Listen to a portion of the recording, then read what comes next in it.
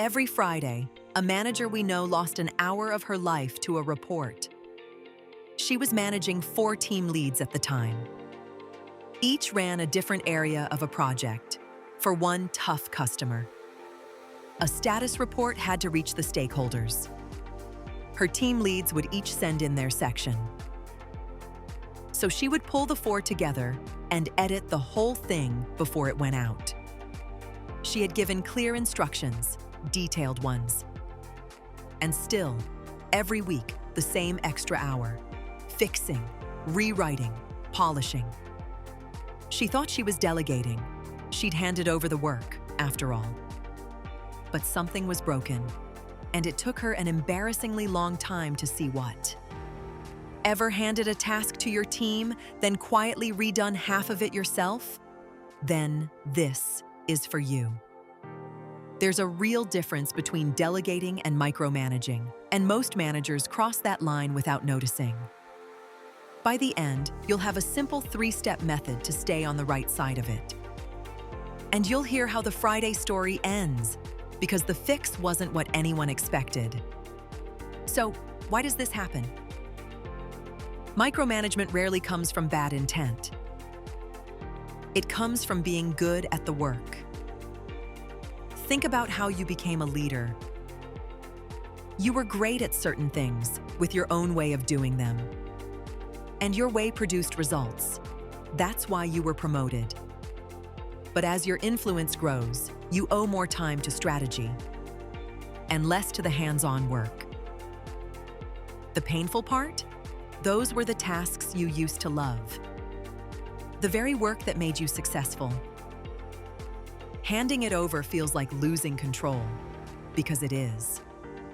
So you delegate, but you don't let go. Overly detailed directions, constant criticism, feedback from frustration instead of clarity.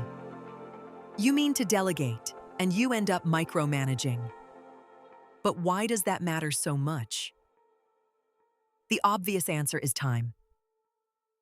Your job is to get things done, not to do it all yourself.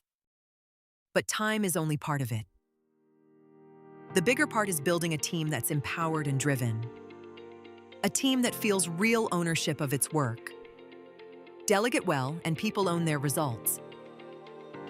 Confidence grows, skills grow.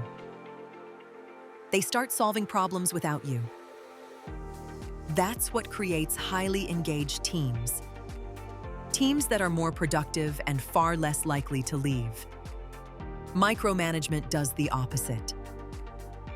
It tells capable people you don't trust their judgment. It disengages them, and it kills confidence. The cost is invisible at first. And then suddenly, it's your best person's resignation letter. So how do you delegate without sliding into control? Start before the handover. Ask who on the team is the best match for the task. And take the long view. Someone who learns fast may excel over time. Delegation isn't just moving work, it's how you grow people. Then follow 3 steps. Step 1, tell and show. Explain the process you've refined over the years. Then show them what good actually looks like. Don't make them guess. Give them the picture. Step 2, extend support. Make it easy for them to check in as they go. Be supportive. Guide them gently to the next step. Support is not surveillance. There's a world of difference between being available and hovering. Step 3, suggest improvements. Allow for iterations. Offer improvements after each round. And accept this. It won't be exactly what you would have made. Different isn't wrong. Trust your coaching. Over time, your team may even exceed your expectations. Do this consistently, and your involvement shrinks on its own. Ownership transfers. The work comes back better each cycle. Which brings us back to that Friday hour. The epiphany, when it came, was almost embarrassing. She edited the final report, then sent it up to the stakeholders. But she never shared that final version with her own team. They never saw what the finished product looked like. She was telling them, but she'd forgotten to show. So she started sending her final edited report back to the 4 leads. That was the whole fix. Within weeks, she had almost nothing left to edit. Each of them finally understood the true goal of the report, something her written instructions had never quite captured.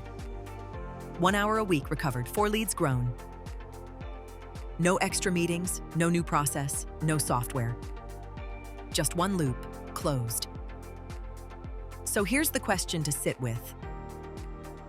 Look at the last piece of work you handed over. Did you delegate the outcome or keep the thinking and hand over the typing? Many of us believe we're delegating while we're quietly micromanaging. Delegation empowers and builds trust. Micromanagement disengages and kills confidence. And trust is what builds teams that truly thrive. Better Managers Club is a community for managers leading in an AI-driven workplace. Weekly live calls, practical courses, and mentors who've built exceptional teams. Want an honest picture of your own management style? There's a free assessment, 10 questions, about 2 minutes. It maps you to one of 4 manager archetypes and the blind spot you're probably carrying. Happy delegating.